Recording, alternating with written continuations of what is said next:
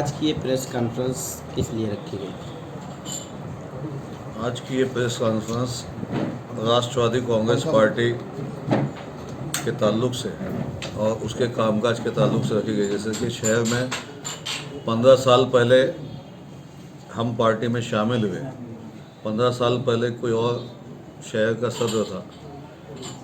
शहर में हमारे आने के बाद 2 सीट हमारी सदारत में चुन गई। उसके बाद 5 साल के बाद 8 सीट हमारी सदारत में चुन गई।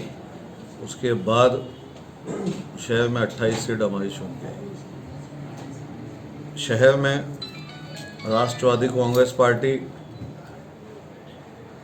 जब से हम राष्ट्रवादी कांग्रेस पार्टी में शामिल हुए उस वक्त से लेके आज तक हमने हमारी राष्ट्रवादी कांग्रेस पार्टी का झंडा और शरद पवार साहब का प्रचार मालेगांव शहर में कोने कापे तक किया।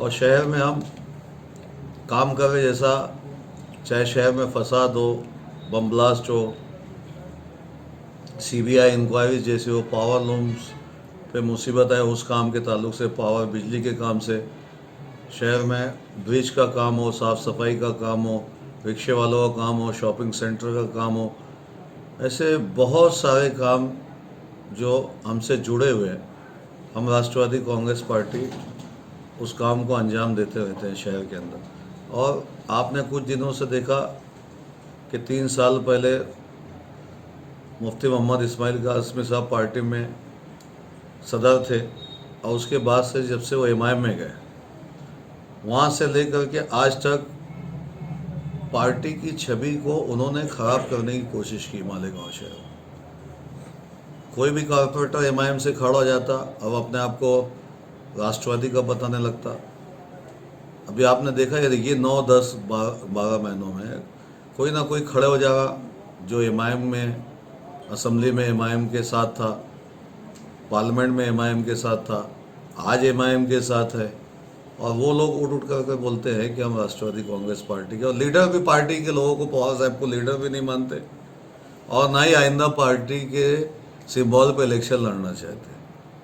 तो हमारा राष्ट्रवादी कांग्रेस पार्टी के जो हमारे जो पुराने लोग हैं, जो हमारी मीटिंग में ये तय हुआ कि राष्ट्रवादी कांग्रेस पार्टी जो ऐसे मफाद परस्त टोले को जो बार बार राष्ट्रवादी कांग्रेस पार्टी में सारा लेकर के कुर्सी की लालच में और अपने आप को बचाने के लिए, अपने आप को फ़ायदा पहुंचाने के लिए जो पार्टी का भेजा इस्तेमाल करते हैं, ऐसे लोगों को पार्टी जगह ना दे।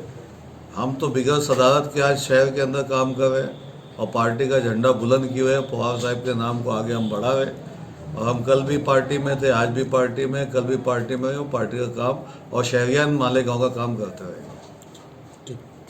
हाजी यूसुफ सेठ साहब, जो कि महाराष्ट्र प्रदेश राष्ट्रवादी कांग्रेस पार्टी अक़लियती सेल के नायब सदर भी है, इन्होंने अभी आपको बताया कि राष्ट्रवादी कांग्रेस पार्टी एक वेल डिसिप्लिन पार्टी है। इसके अंदर ऐसे लोगों के लिए जगह नहीं है जो लोग इस पार्टी में रहकर किसी और पार्टी के लिए काम करें। हमारी पूरी नज़र है हाजी साहब की क़यादत में, हम देख रहे कि कौन पार्टी के हित में काम कर रहा है, कौन पार्टी को नुकसान पहुंचा रहा है। और रहेगी अखबारात में बयानबाजी करना, ये बोलना कि मैं सदर बनूंगा, कोई ये बोले तो हम उनको रोकते भी नहीं है। लेकिन हमारी जो हाई कमान है उसके ज़रिए हमको जो भी निर्देश मिलते हैं हम वैसा काम करते हैं। और अब हम ऐसा अहद कर रहे कि राष्ट्रवादी कांग्रेस पार्टी को हाजी यूसुफ सेठ साहब की क़यादत में हम ज़्यादा से ज़्यादा उसको मजबूत करेंगे। और जिस तरह से तो अभी हाजी साहब ने कहा कि हम 80% खिदमत करते हैं और 20% राजकारण करते हैं, हम उसी पे चलेंगे। और साथ में एक बात ये भी बोलेंगे कि पार्टी के दरवाजे सबके लिए खुले हैं, जो आना चाहते हैं वो पार्टी में वो सामने से आए, चोर दरवाजे से आने की कोशिश ना करे। बस इतने ही मैं कहूँगा। अस्सलाम वालेकुम। शहर पर सियासी नज़र होती है, सोशल मीडिया पर भी काफ़ी एक्टिव होते हैं, तो ये असेंबली इलेक्शन के बाद से 9 महीने गुजर गए, इसमें से 3-4 महीने लॉकडाउन में गए। तो इसमें और ये पूरे 9 महीने के ड्यूरेशन में कितना काम हुआ है, या जो नुमाइंदा है वो कहाँ तक कामयाब है? जहाँ तक देखा जाए तो मालेगांव की ये हमारे शहर की बहुत बड़ी क्या बोले जाएंगे उसको, हाँ, बदनसीबी है कि यहाँ के नुमाइंदे जो भी अभी बने हैं 9 महीना तो क्या हो गया, अगर वो 5 साल भी होंगे तो उनसे काम होंगे, ऐसे शहरियान को कोई उम्मीद नहीं है और हम भी नहीं उम्मीद रखते, क्योंकि सिर्फ आवाम को बेवकूफ़ बनाकर चुन के आ जाना बड़ी बात नहीं है। मैं उसके लिए एक शेर बोलूँगा कि नज़र नज़र में उतरना कमाल होता है और नफस नफस में उतरना कमाल होता है, और बुलंदियों पे पहुंचना कोई कमाल नहीं, बुलंदियों पे ठहरना कमाल होता है। आप लोगों के ज़रिए पत्रकार जो होते हैं वो समाज की आँख होते, समाज का आईना होते। हम राष्ट्रवादी कांग्रेस पार्टी से ये मैसेज देंगे कि आवाम खुद आँख खोल कर देखे कि शहर के अंदर कौन काम कर रहा है, कौन काम नहीं कर रहा है। हम अक्सर देखते कि हम अगर कोई सामान भी लेने जाते हैं किसी दुकान से, अगर वो सामान हमको अच्छा नहीं मिलता है तो हम दोबारा उस दुकान पे जाके वो सामान लेते हैं क्या? लोग बोलते हैं कि सोना परखो बार बार, आदमी परखो एक बार, लेकिन मालेगांव की आवाम जज्बाती है, जज्बात में आके अक्सर आवाम से ऐसे फैसले हो जाते हैं। हम चाहेंगे कि मुस्तकबिल में ऐसा कोई फैसला ना हो। विकास, काम, तामीर, तरक्की और ख़ास तौर से भ्रष्टाचार से पाक सियासत को यहाँ जिस दिन फ़रोग मिलेगा उस दिन हमारा मालेगांव शहर ज़रूर आगे जाएंगे। एक सवाल है, गुजरे 9 महीनों में मौजूदा आमदार से आपको किस किस्म के काम की तवक्को थी जो नहीं हो सका? बहुत सारे काम हैं आमदार के अंडर में जो काम आते हैं, ख़ास तौर से विकास के जो काम है मालेगांव के अंदर वो होना चाहिए। आमदार जो फंड लाता है रियासती हुकूमत से, पूरा महाराष्ट्र देख रहा है कि तकरीबन 1.5 महीना हुकूमत साजी के लिए वेस्ट हुआ और उसके बाद गुजरे 3.5 महीनों से लॉकडाउन चालू है। कोई तरह का बजट सेशन असेंबली में हुआ नहीं, किसी तरह का प्रपोजल नहीं गया।